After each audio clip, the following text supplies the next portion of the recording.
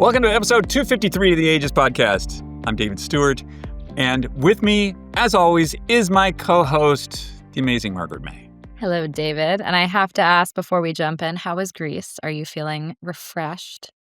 I love Greece. I went through a bit of an existential crisis when we went to this little island because there was no gym. There was nothing for me to do.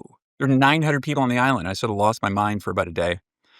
And then I calmed down and realized my job was to just sit by the pool, go swimming, and read a book. And then it was great. It can be a hard job to transition into. Yeah, it's like you're on this runaway train and they put the brakes on it. And you're like, oh, we're stopped now? We're stopped? Now what? Yeah, exactly. Oh, well, today we have an awesome conversation to dive into. Today's guest is Dr. Paul Kolodzik. He is an emergency medicine physician and a metabolic health expert who's diving into a groundbreaking new use for GLP-1 medications, treating alcohol use disorder. The way this came up initially is really just anecdotally medical providers noticing that their obesity patients that were treated with GLP-1 medications started drinking much less. I think the mechanism of action that GLP-1s have related to reducing weight, including the direct hunger center effect, which I think has to do with both dopamine and serotonin receptivity, cuts across all those different areas, whether it be food addictions, gambling, alcohol, or whatever. Super interesting. This as an additive or an adjunct. Traditionally, problems with alcohol use disorder, which used to be called alcoholism, there was really only two modes. It was either you drank or you didn't. He's in favor of something called harm reduction, which I think is quite interesting. And after we discuss that, we're covering 3 key health and wellness stories you may have missed this week, including new data that shows run clubs are surging in popularity, a bathing club that's more communal zen than solo spa in New York, and that researchers are searching for a potential new blue zone in the Nordics. And I also just want to touch on RFK and interview yesterday. Since this is our podcast and we can say whatever we want, he is a fucking moron. I was just astonished. Anyway, we're going to talk about that in my conversation with Dr. Paul. All that and more coming up after a quick word from our sponsors. You know, I've spent years talking about health, longevity, and optimizing how we live, but here's something we don't talk about enough, what we're cooking with. Most nonstick pans are still loaded with forever chemicals, stuff like Teflon and PFAs that can leach into your food and even the air in your home. Not great. That's why I've switched to Our Place. Their cookware is completely toxin-free, high performance, and ridiculously easy to clean. Their 4-piece cookware set replaces an entire cluttered stack of pots and pans, saving space and saving you $150 when you bundle. Plus, it comes in their signature gorgeous colors. I have the cast iron always pan in sage green, and it is beautiful. Upgrade your kitchen and cook with confidence. Head to FromOurPlace.com/ageist and use code AGEIST for 10% off site-wide. With a 100-day risk-free trial, why wouldn't you try it? Today's show is brought to you in part by Fatty 15, an incredible breakthrough in healthy aging. Fatty 15 is the first supplement to feature C15, a newly discovered essential fatty acid that helps repair and protect your cells as you age. Fatty 15 is on a mission to optimize your C15 levels to support your long-term health and wellness, especially as you get older. Get 15% off your 90-day starter kit at fatty15.com/ageist with code AGEIST at checkout. The first time I cooked a new Ohana Reserve Aged Cut from Maui Nui venison, I knew I couldn't go back. This isn't just meat. It's wild harvested axis deer from Maui, aged 14 days for that deep, rich flavor that makes you stop mid-bite. No feedlots, no antibiotics, just clean, nutrient-dense venison that feels as good as it tastes. Subscribe now at mauinuivenison.com/ageist and get a free 12-pack of venison jerky sticks with your first order of $79 or more. That's MAUINUI venison.com/ageist. You'll never look at beef the same again. Thanks again for tuning in. Let's give Dr. Paul Kolodzik a call. Dr. Paul Kolodzik, thank you so much for joining us again. I think this is our second time talking, and it's great to see you. I really enjoyed our last conversation about GLP-1s and metabolism. And today, I want to dive into a new use of these GLP-1s, or newish use, which Right. is alcohol use disorder. Good to see you. Great to be here, Dave. I appreciate you having me back on. Absolutely. So, first of all, let's talk about what I understand is the new DSM, which is sort of the psychiatry handbook for, I don't know what you call it, mental disorders. Is that pejorative? Yeah. But there's something called alcohol use disorder. What is that? So alcohol use disorder is what used to be called the old alcoholism. And this criteria, the DSM criteria, categorize people to different levels of alcohol use disorder. And it consists of a survey evaluating different areas. And so some of these items, there's about 15 different items that are addressed. For example, has your alcohol use caused you relationship issues? Have you missed work because of alcohol issues? Have you stopped doing the things you enjoy doing because of alcohol issues? So you total these up and you get a number, and it puts you in different categories of alcohol use disorder. So that's how you categorize things. The CDC looks at just numbers in terms of alcohol use. And it is more than 15 drinks a week for men and more than 7 drinks a week for women.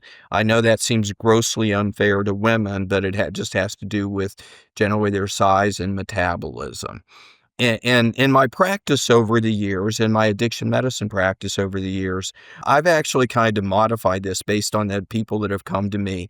And those criteria are certainly valid, and I use them. But also, I think a valid criteria is anybody who's drinking more than they want to be drinking, and they're looking to reduce alcohol. And I literally have had people come to me that are drinking, for example, 30 beers a day that want to Wait, drink a lot less. wait, what did you say? 30 a yes. day? Yeah. Yeah. How does a So human even consume that? it was mind-boggling to me, but, quite honestly, the scenario is this was a 400-pound guy that was going through a divorce, and him and his wife were still living together, and he would come home from work, and he would sit in his van outside and, drink more than a case of beer, waiting for his wife to go to bed so then he can go in. So on the other end of the spectrum, I had a doctor come to me who was drinking 11 drinks per week. And he thought this, I'm not at the top of my game doing this. I don't think I'm taking the best care of people that I could be taking care of. And he wanted to get down to 3 to 4 drinks a week. And so we were successful with that. And so this concept of reducing the amount of drinking is different than the traditional approach to alcohol treatment, which has been since the 1930s, abstinence. So basically, the traditional approach to alcohol treatment has been you either drink or you don't drink. I think that abstinence is great for the people that can achieve it, but unfortunately, I think a lot of people get in this cycle of drinking a lot, then achieving abstinence, but falling off the wagon, so to speak. And so I think an approach of attempting to systematically reduce alcohol use can be a good approach as well. And that's where these medications come in. I also have a little bit of bias I'll just put out there to begin with, is that a lot of the rehab industry is built around residential rehab, where people go and live in a certain controlled environment where they can be abstinent. But unfortunately, then when they return to life, with the stresses we all have with, family and work and finances, etc., sometimes they have difficulty maintaining that. So I'm a proponent, at least initially, of what's called harm reduction. And harm reduction is decreasing the amount of alcohol use. Now, I certainly have helped lots of patients go from decreasing alcohol use to abstinence, but I actually have a lot of patients that come to me and have a request just that they want to control their drinking more. They want to drink less. And so I help them do that as well. And we set criteria for what the goals are and all of that. So that's kind of the background to this entire discussion, what alcohol use disorder is, and kind of the contrast between abstinence and harm reduction. And this is where medications can begin to play an integral role in people's healing. What's the data saying on this? on the use of the GLP-1 medications? Yes, for alcohol use disorder. Yeah, so the research out there, first of all, there are animal studies involving both rodents and monkeys. And these studies, I think, are interesting from a background perspective because they give the animals the option of either drinking from, if you can imagine, a cage with a rat in it, either drinking from a container containing water or a container containing alcohol. And by and large, in a normal state, the rodents and the monkeys have a huge preference for drinking alcohol. Really? But yes, they do. Yes. And in fact, they can have withdrawal symptoms when their availability of that is altered. But then when they were treated with semaglutide in a number of these early studies, they resolved that preference and went back to drinking water. So that's what the initial rodent animal research says. Now, recent studies have looked at other variables such as heavy drinking days. A heavy drinking day is generally considered more than 4 drinks a day. And then also, the quantity of alcohol consumed.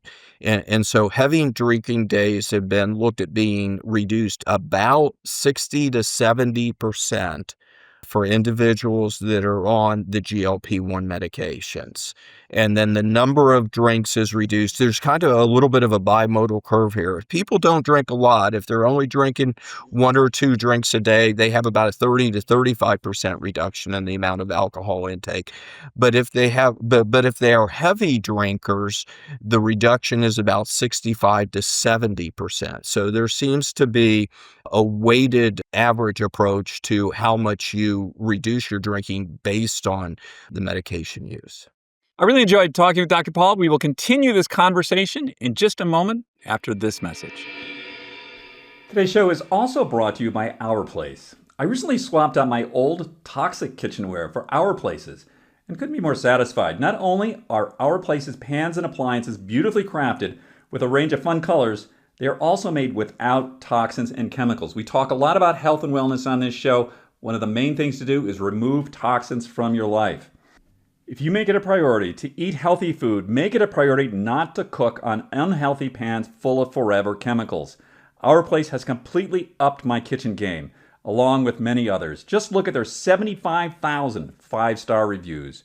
Go to FromOurPlace.com, that's FROMOURPLACE.com, and enter the code AGEIST at checkout.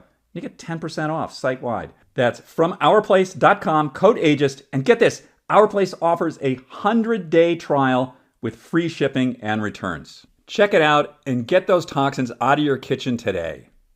As someone who thinks a lot about aging, I've tried most everything, from cutting-edge tech to the simplest things like walking more and sleeping better. But what really caught my attention recently is something that feels quietly revolutionary. It's called Fatty 15. This isn't just another supplement. Fatty 15 is built around C15, a newly discovered essential fatty acid, the first to be found in over 90 years. That's right, discovered by Dr. Stephanie Venn Watson while working with aging dolphins in the U.S. Navy. Dolphins, who knew they'd teach us so much about human health? What makes C15 remarkable is how it repairs and protects our cells, boosting energy, supporting sleep, cognitive function, and even smoothing out those stiff joints we start to notice more as we age. Based on over 100 studies, we now know that C15 strengthens our cells and is a key healthy aging nutrient, which helps to slow biological aging at the cellular level. In fact, when our cells don't have enough C15, they become fragile and age faster. When our cells age, our bodies age too. Fatty 15 is clean, 100% pure, vegan, and free from all the junk you don't need. Over 70% of users report real benefits within 16 weeks. Fatty 15 is on a mission to optimize your C15 levels to help support your long-term health and wellness, especially as you age. You can get an additional 15% off their 90-day subscription starter kit by going to fatty15.com/ageist and using code AGEIST at checkout. So, if you want to age like you mean it, gracefully, powerfully, and with purpose, Fatty 15 is a smart place to start. I've heard that GLP-1s, that some people, if we talk about weight loss, some small percent of the population, 10 or 15%, that they just don't really work on. Is that the same for alcohol use disorder? Yeah, there are some non-responders. I haven't had really any patients that don't have some reduction in alcohol use, but there's definitely, a distribution there where there are some patients that don't respond as effectively as others, but others have a very great response. The way this came up initially is really just anecdotally medical providers noticing that their obesity patients that were treated with GLP-1 medications started drinking much less. And that's really my initial involvement in this is, as you know, I have a metabolic health practice, but also a background in addiction medicine. And I just noted in my metabolic health practice when I treated patients with GLP-1s for obesity or even diabetes, that their drinking would decrease very substantially. And I think my experience is the same as many, many other metabolic health physicians. Almost universally, people that are put on GLP-1s decrease their drinking. So, you notice a patient here and there, one being the gentleman I mentioned that was drinking over a case of beer a day, who, he was a heavy guy, so he was put on a GLP-1 for that reason. And then I've had other patients such as a woman in her mid-40s, consulting executive that was just drinking more than they wanted to drink. And we treated her metabolic health approach with, of course, the standard things I use, low carb, intermittent fasting, and strength training, but we blended GLP-1s into that. And her drinking went from an average of about 30 drinks per week down to an average of about 7 drinks per week. Are you seeing any impact on other, I guess we'll use the word disorders, like gambling? Yeah, there's a lot of data that's being developed out there right now. Cigarette use is being seen to decrease. And then there are studies that are starting to look at gambling, sex addiction, other addictions as well related to GLP-1 use. So I think the mechanism of action that GLP-1s have related to reducing weight, including the direct hunger center effect, which I think has to do with both dopamine and serotonin receptivity, cuts across all those different areas, whether it be food addictions, gambling, alcohol, or whatever. So interesting. I have also read, I don't know if this is true, something like 70% of people who start GLP-1s stop within a year for either gastro problems or I don't know why, but talk to me a little bit about that and alcohol use disorder. Yeah, so we're related to the use for obesity. So there are a variety of reasons people stop the medications. I have a tendency to use a microdosing approach in both of these areas, both for alcohol and obesity, which means keeping these doses at a relatively low dose, going to low or moderate doses, as opposed to high doses. So people have a tendency to have less side effects when you stay at those lower doses. Cost is an issue. Some people stop because of cost. Some people stop because they've reached their goals in terms of weight loss. And of course, in my metabolic health practice, are those other lifestyle issues that I just mentioned so that people can get off the medications. So people stop for a variety of reasons, but I also have had a number of patients that we keep on a low dose for a long period of times because they've had a little bit of rebound when they try and go off. And I think that's a justified methodology. Of course, the pharmaceutical companies would like people to be on high doses for the rest of their life, treating this like a chronic disease, just like you do, hypertension or diabetes. But again, I think the most prudent thing to do is to reduce medication use whenever possible. I'll be honest with you, I don't think we're far enough along related to alcohol use to determine, what a good weaning off the medicine approach would be. Some other human studies have noted, like Sweden has looked at the rate of hospitalization for alcohol use disorder based on whether people are on GLP-1s or not. And the risk of relapse or rehospitalization is much lower in the patients that are maintained on GLP-1s. That's fascinating. I'm sure in the next couple of years we'll have more data on that and see Yeah, it'll be great to see how it plays out. So I should actually, I don't know if we mentioned, we should make it clear, these medications are not FDA approved for alcohol use now. Right. As you and I discussed briefly, I think they will become approved for alcohol use in the future. That's my belief. But of course, right now, any use of GLP-1s, when I prescribe them for alcohol patients, is used off-label. So people need to be aware that it's not FDA approved. The same risks that exists for people that are using this medication for diabetes or obesity. Some of the side effects you mentioned, some more serious side effects, which again can be controlled with lower doses, people are at risk for. But, it's not uncommon for medications to be used off label, for uses that are not FDA approved. One of the most common one that comes up routinely is the use of a medicine called gabapentin or Neurontin, which traditionally and is FDA approved for seizure control, not hardly ever used for seizure control anymore, but often used for nerve pain, for example, people that have sciatica or other pain syndromes.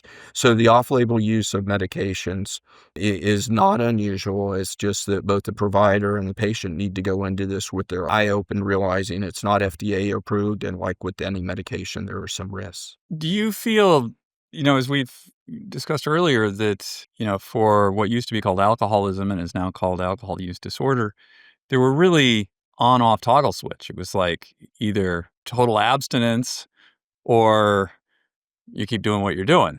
I mean, would you say that using these GLP-1 drugs for alcohol use disorder is a paradigm shift? So the paradigm shift, I think, for people is considering harm reduction versus abstinence. Now, there are docs, for example, that are using GLP-1s to support abstinence, and this is in a residential setting.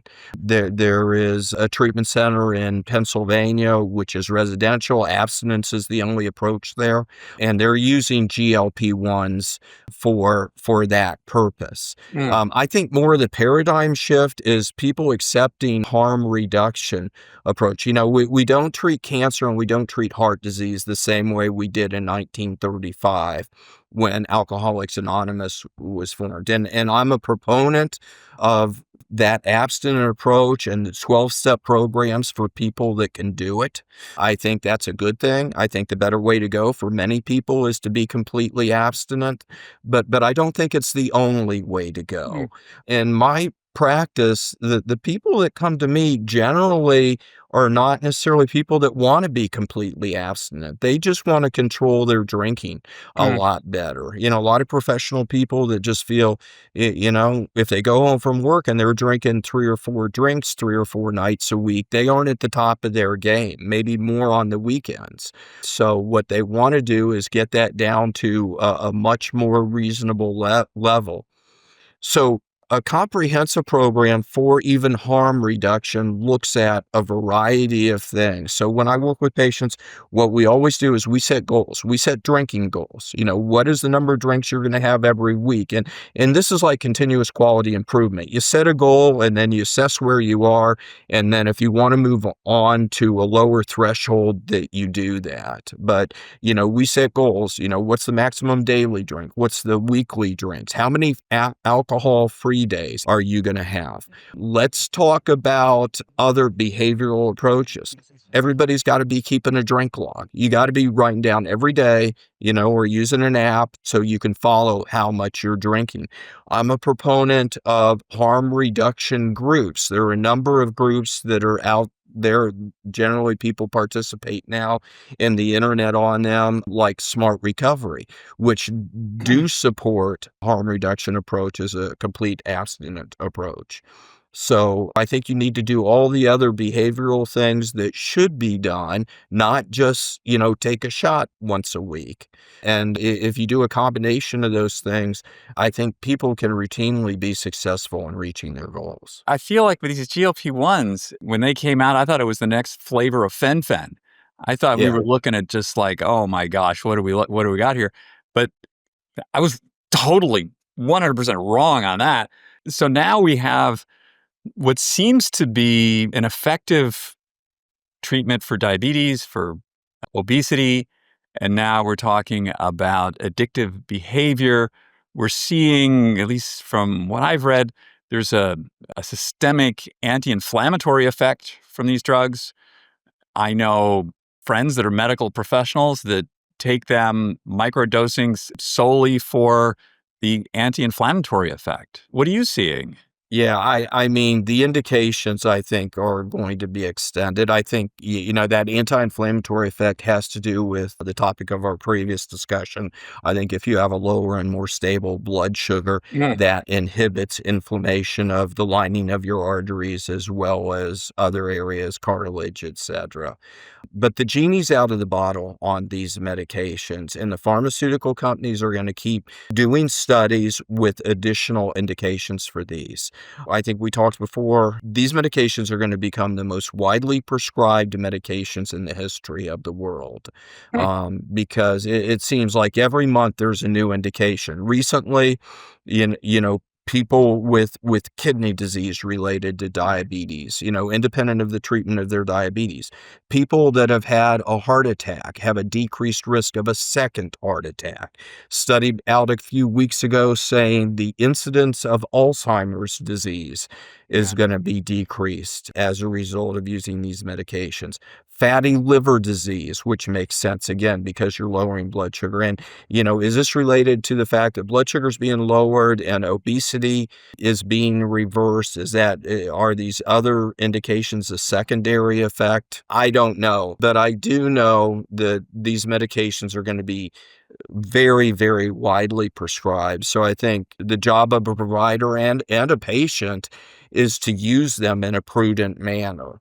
And so I think that means doing other lifestyle things you need to be doing, or like we just mentioned, other behavioral things you need to be doing if the focus is alcohol, and then preferably using, lower doses or maybe the medication for an interim period of time. But again, the genie's out of the bottle. The costs are going to be coming down.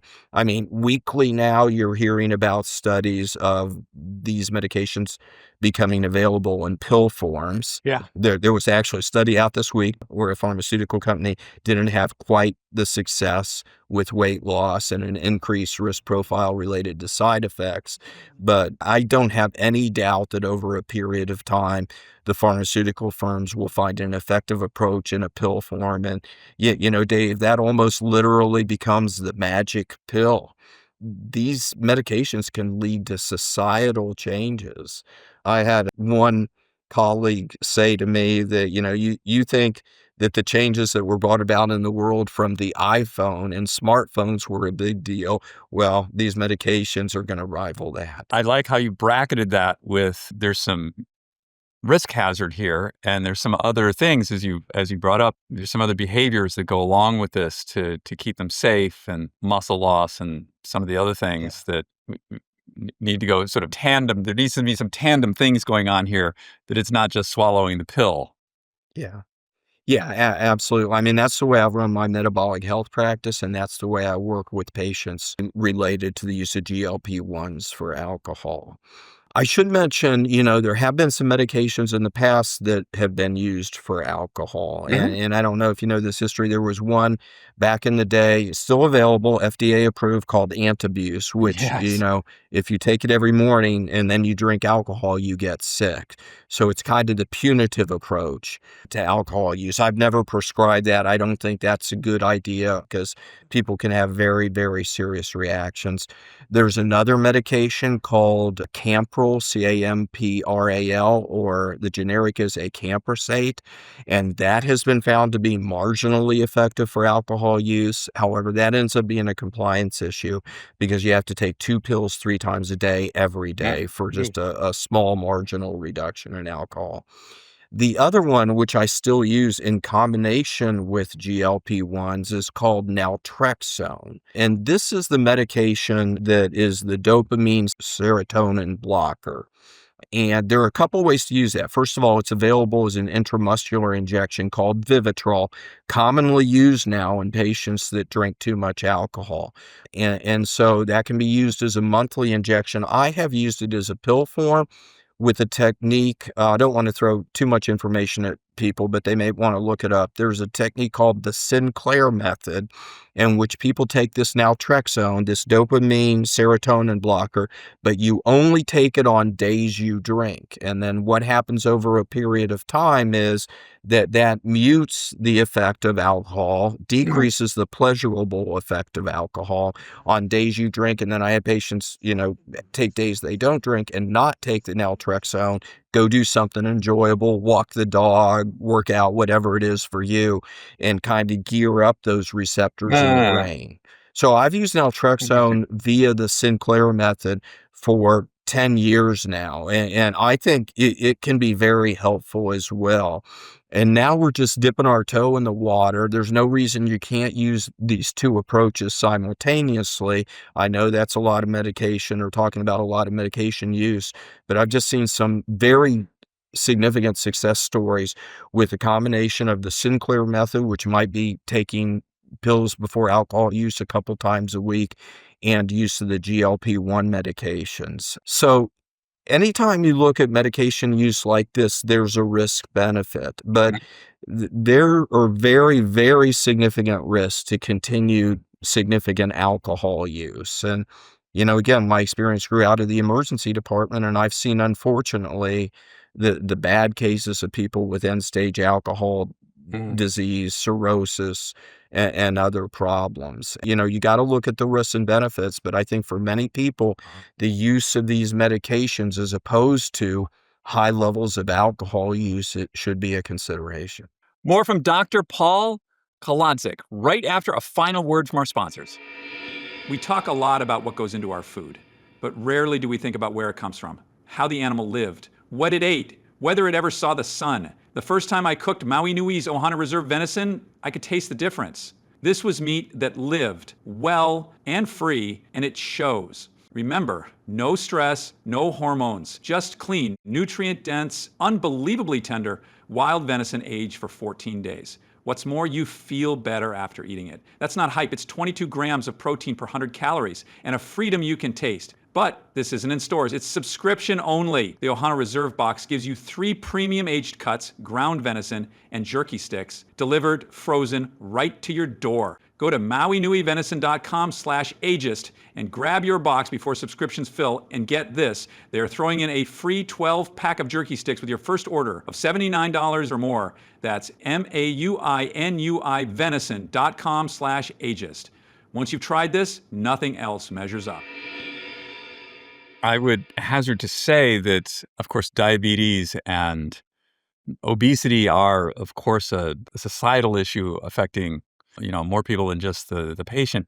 Alcohol is unique in that you can get in a car, you can kill other people. There's just a whole range of things that you're impacting others with besides yourself. Harm reduction there is more than just self-harm reduction. Yeah, absolutely. And you aren't only talking about dangerous situations like that. You're talking about the way alcohol use affects families. Yeah. Spouses, kids, your financial well-being as well. It's about health, but it's about other things as well. It's very exciting to me. I mean, looking forward, I think we're on like the 3rd generation of these. And you just mentioned pill form, which is they haven't quite refined yet. What are you excited about looking forward? I'm excited about this new use in particular. And again, my background's in emergency medicine, seeing the destruction associated with alcohol use. And then, board certified in addiction medicine, started my practice in Ohio related to the opiate epidemic here. Right. We have an effective medication for that, Suboxone now. But I'm very excited about helping people reduce alcohol use with these medications. And we got to wait for more studies before it becomes widely used, but on an individual patient basis, after a thorough discussion, we discuss risks and benefits, including the risks of their continued alcohol use. And I'm very excited about the possibility of people being successfully treated that just have not been successful in other way, whether that's, whether that's residential rehab or AA. I think these are all good options, but I think there's just this huge group of people that haven't been able to re-enter their normal lives after a rehab stint and maintain sobriety or significant harm reduction. So I'm excited about that. And also, and I've probably had, 25% of my patients go from harm reduction to abstinence. So there's always that opportunity. And the other consideration related to that is that if you go cold turkey immediately, alcohol withdrawal is very dangerous. So what's gotten all the notoriety in recent years is, the terrible conditions that opiate withdrawal causes and how people feel terribly sick and they're in withdrawal. I don't mean to be too light about this comment, but opiate withdrawal doesn't kill people.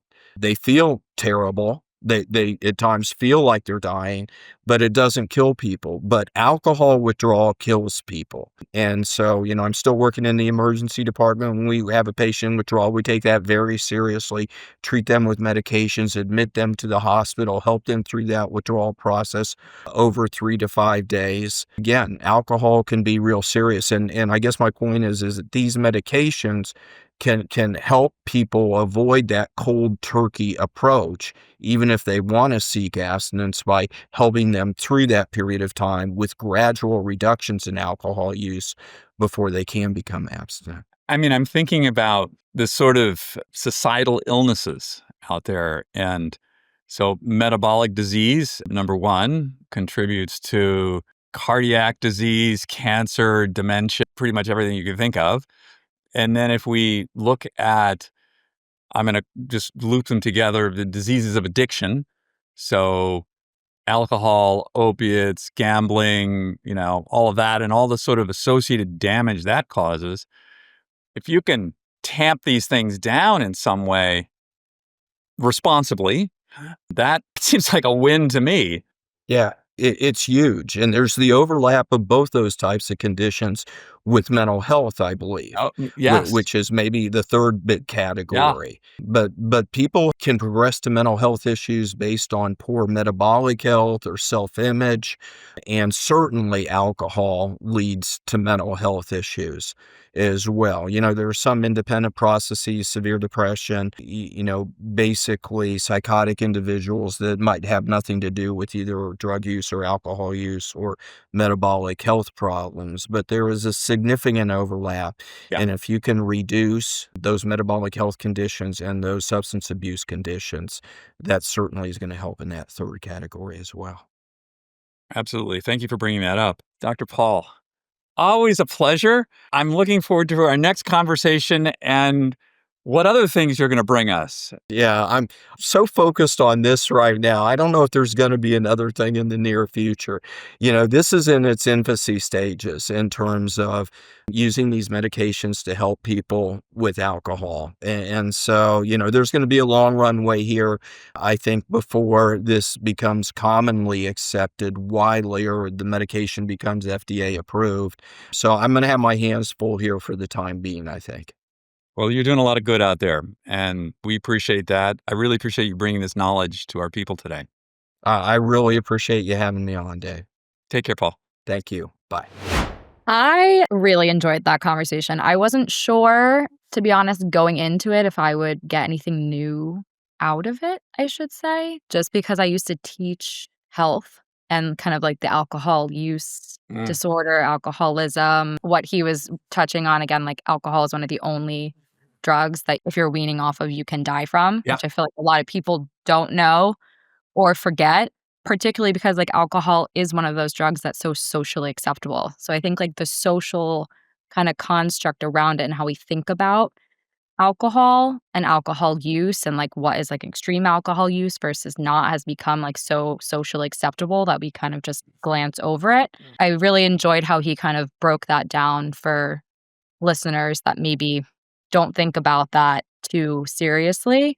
And especially how he was talking about GLP-1s is not necessarily a band-aid, but a medication, like all medications, his outlook that it's something that is just a stepping stone to help people get to a particular place instead of something that they should consistently be on. So he's using it more as a practical tool. Again, with this caveat that the research that's out there, he was talking about that was mostly animal studies and not human studies. There still is a lot of work to do, but that he's been seeing success in his clinic, but that he still, again, is coming at it from a more still conservative angle. So I really appreciated his approach in that way. I think it was one that is a healthy one to have around the GLP-1 medications, especially since there still is so much unknown long-term effects.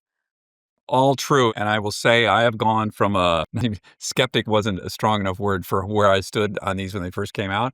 And I have completely changed my tune on this. I was entirely wrong about these drugs. And I think there are just so many good points to them. And I think this is so interesting working with addictive disorders. And I like that sort of classically the 12-step approach and some of these other approaches, they're very almost sort of religious based in a way. And this is not. This is just, it's a medication. And we'll have to see how well this works long term. But I think it's good to have these discussions. It's good to keep an open mind about other possibilities. And you are entirely correct that if someone is drinking a lot and they go to drinking zero, they will experience something called delirium tremens, the DTs. And yes, you can die from that. So alcohol is a very serious thing. Yeah, and I really appreciated how he was reframing this idea. You were talking earlier at the top of the episode about like abstinence versus, like drinking, and that can be a really hard transition for people to make. Like you were just commenting on a lot of the programs, it is focused more on like a mental shift, but when we're talking about a lot of addictive tendencies and people's level of what makes them addicted to something, it is really psychologically based. It's, the chemical addiction piece, and that you can't override mentally all the time. You need physical assistance in that way. And the GLP-1s do kind of help tamper down, I would imagine, the physical kind of craving for that. So then you can start to shift chemically back to a place where your body's not as dependent on that. At least that's how I was reading how he was explaining it. So yeah, I think the reframing and his lack of judgment and not this like all or nothing approach is something that I think could encourage a lot of people if they feel like they could be suffering from alcohol abuse disorder, that they would be more inclined to maybe seek out help because it's not going to feel like such a hurdle that they have to, completely like, cut it out. Absolutely. And on the topic of addiction, I just want to talk about Mr. RFK, reformed heroin addict. I have nothing against reformed heroin addicts. I think that's great. I watched him yesterday on his Senate hearing, and this is not political. This is not left, right, wherever you are on the spectrum. I'm in favor of investigating things that we think are true and may not be true. So, okay, that's great. But watching him yesterday, I'm sort of oscillating between this guy is so arrogant that we should just believe whatever he says, or he's just so fucking stupid that he cannot articulate a clear sentence. It's like, okay, you're a vaccine skeptic. Okay, that's okay, great. Let's talk about that. So let's talk about why you feel that way, and let's talk about how we can further examine these things and be careful because we are injecting things into our bodies. And, is this a good thing? Is this a bad thing? How should we look at this? What I find about this guy is there'll be like sort of a kernel of truth to something. And then he just goes way into the fucking weeds about this. I'm just going to rant on RFK for a moment here. Can you give us some of our listeners context maybe if they did not tune Yeah, in? so I'm sorry. He was brought before the Senate for 3 hours to explain his firing of the head of the CDC. I don't know, he's just been sort of gutting the whole health system, got rid of a lot of senior people because they did not agree with his vaccine stance. And this is going to have consequences. Okay. That bothers me. But what bothers me more is his complete inability to articulate what's up with this thinking. Like, is there some sort of thing here, or this is just, I don't know, he got some message from the heavens and he's just acting on it. Like, it's just insane. On the good point, him and the Secretary of Defense are like, you should be able to do 100 push-ups and 50 pull-ups in 10 minutes. Like, yeah, the fitness yeah, challenge. which I think is, yeah, that's great. Let's talk about that. Okay. I find with this guy, there's sort of elements of like, oh, this is really good. Let's go after big food. Yeah. Ultra processed food, bad. So yeah, let's do that. You can make some real compelling arguments about all that. I've yet to hear anything that makes any sense out of your mouth about vaccines. He's either really, really dumb or really, really arrogant or a combination of the two. Or it's just he has no answers to that. That it's just like you can't. Yeah, I always think about this, and especially your point. Like, there's so many good things, like the forest from the trees, that like make sense, but then you'll be focusing on like one little weed. Right. That's like, why are we focusing on this piece? And the vaccine conversation, I feel like, is always just, it's talked about in such a large brushstroke that there's no nuance to, like, there's different types of vaccines. They all operate differently. Like, the mumps and rubella vaccine is something completely different than the COVID vaccine. A like COVID vax. how they're engineered is different. And like, there's no nuance in talking about that. I feel like when people are like, oh, you're anti-vax or you are pro-vaccine, like, it's so far removed. We should talk about the gray area more. And no one seems like they're willing to talk about that. This morning, I was at CVS and I got my flu shot. And because I'm over 65, I get the double dose. So tomorrow's going to be a lot of fun. But I do not have the right to get a COVID shot because of what's happened here. The federal government is sort of like, well, we're not sure if this is good or not. And so now the states, each individual state, has to come through with some kind of edict. So I am not allowed to get it's not available to me unless I get my doctor to prescribe this, which I will do now that I know I can do this. Yeah, okay, I get it. There are risks to a COVID vaccine. That's true. And they should just be disclosed. I feel like, again, like it's just like give the consumer all the information that they need and then let them make an informed choice. And just have all that information out there. And like, don't prevent me. I've never had COVID. I don't want to get COVID. This seems like a good way to go about that. There are probably some other ways. I'm not going to take ivermectin. I'm not going to take any of this other insanity. I feel like we've really, I don't know. I feel triggered, Margaret. Maybe we should get me out of my trigger mode and let's get into what's going on in wellness and longevity today. I don't know. Maybe some of these stories will still be triggering. Not as much as other weeks. They were pretty even keeled overall.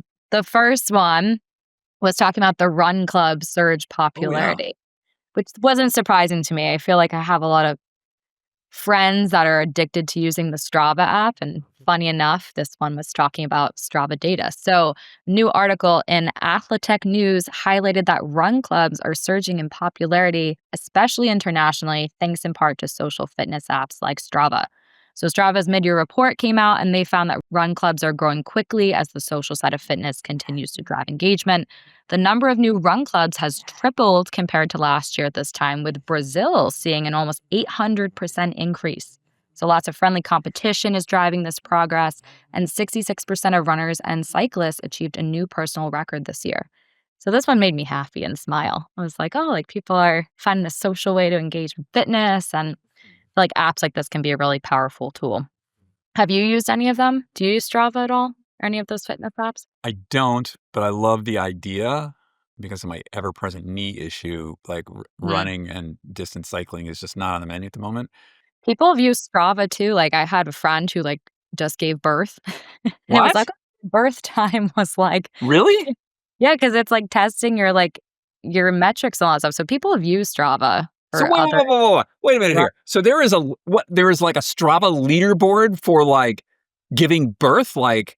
I don't know, because again, I don't use Strava, but I saw, how you can like socially share like screen and it was like my like giving birth time and like all this stuff. So people I think use it for like more creative, again, like talk about a feat of endurance. Yeah. Okay. I'm in. Sounds good. We also have, speaking of clubs, a bathing club in New York City is opening that's more communal, zen than solo spas. I talked about. Wallpaper published an article about New York's wellness scene. It's getting its chill on with Lore Bathing Club, which is opening this month in NoHo. It's inspired by cultural bathing traditions like the Jewish spitz and Turkish hammam. It mixes ritual with science, embracing contrast therapy, so hot-cold sequences to boost circulation, mental clarity. Saying it has affordable membership tier, so $89 a week, $200 a month. Natural materials, sensory design. It's definitely more of a vibe like a wellness clubhouse than a spa. But they're really pushing this as the city's new communal third space. So really honoring more of the bathing practices that it's inspired by, because a lot of those are communally based as well. I haven't heard of this one. I have been to the old school 7th Street baths, which are really intense and grody.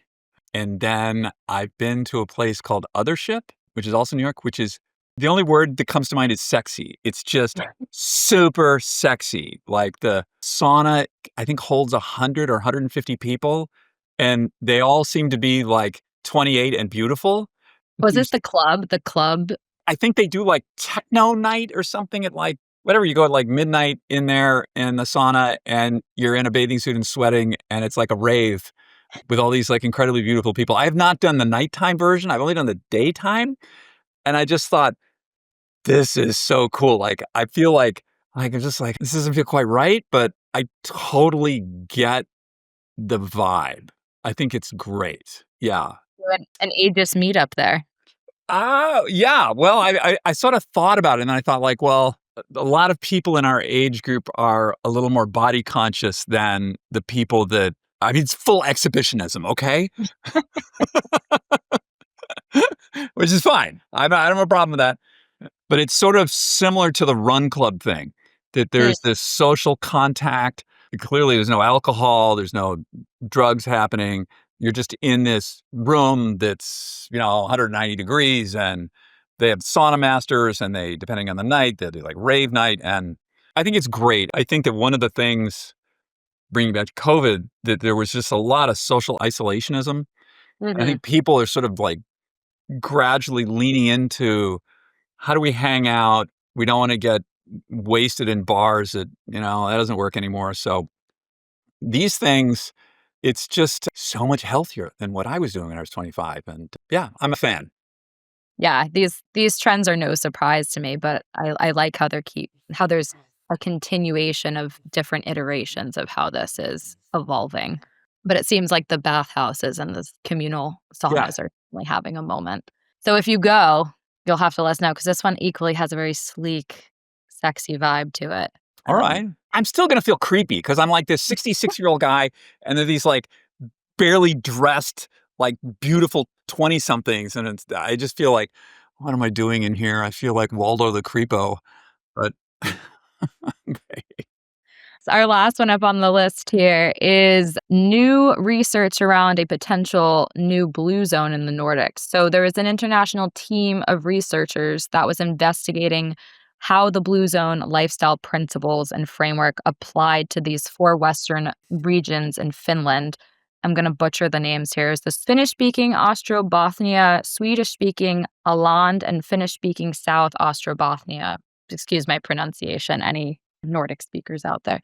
But these places were touting longer lifespans. So the researchers were looking at these places. It was published in the Journal of Aging Research last month, and it was highlighting that this region could be a potential new blue zone, but also it was more broadly revealing that longevity in the Nordic regions isn't necessarily associated with the blue zone lifestyle. So it was calling into question the blue zone principles and how they're always applying to these regions with a typically long lifespan. So like some of them are meeting certain criteria, other ones weren't.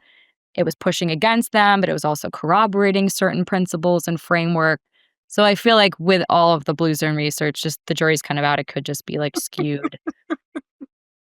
Okay. Stats that they're applying. I know that you'd have opinions on this. Why I included it.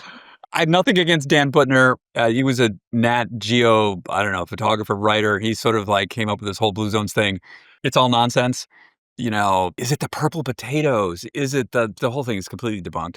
I do think here, though, if there is a commonality across all these, and my guess is what I know about Nordic people is they're not really big on vegetables.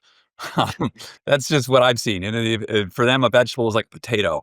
So I do think that, speaking to the previous story about sauna, so there is a lot of data about sauna and its effect on all-cause mortality. And in the Nordic countries, the sauna experience is very social. It's not 100 beautiful 25-year-olds, but it's like you and your buddies or whatever, you get together in this room and you hang out and you talk about stuff, and then you go out, you jump in the cold, you get back in the hot. So it's a family ritual, it's a group ritual, it's a very communal thing. And I haven't read this research, I know nothing about this, but my guess is that there's an element of that's some sort of commonality here, is what I would think. If I'm remembering correctly from the reading, I believe that you're correct, which makes sense. Again, like any type of lifestyle practice, especially something that's consistently ritualistic or a habit that is built in culturally that has those health benefits, you're going to see people who are living longer lifespans for that reason. But again, check it out. It's interesting how it kind of they don't corroborate certain parts of the framework, but it does. So it's kind of just like the framework itself might be kind of BS, but there's some truth into, like obviously, like if you're eating well and socially more happy. And I read a thing that actually the social thing is more powerful than anything else. That's the really, like, you want to live a long time, get a lot of friends and hang out socially. And that's really, if you're going to lean into like one thing, what surprised me was this overpowered exercise, diet, sleep, sort of anything. That it was really about how many friends do you have and how connected are you to them. You're going to live 7 or 8 years longer. So, yeah, I mean, you're more mentally stimulated, elevated. I'm sure like oxytocin again is higher. You're just feeling all around more supportive. We are such communal creatures, and feel like, especially in such a world of technology and like connection, like we really, despite having that, we don't have that in the same type of communal way we always have. We're not living in a communal setting with multiple generations, and it's a totally different way than we were living. Like, fun fact, your phone won't work in a sauna. It overheats. Love that. I hope they never fix that.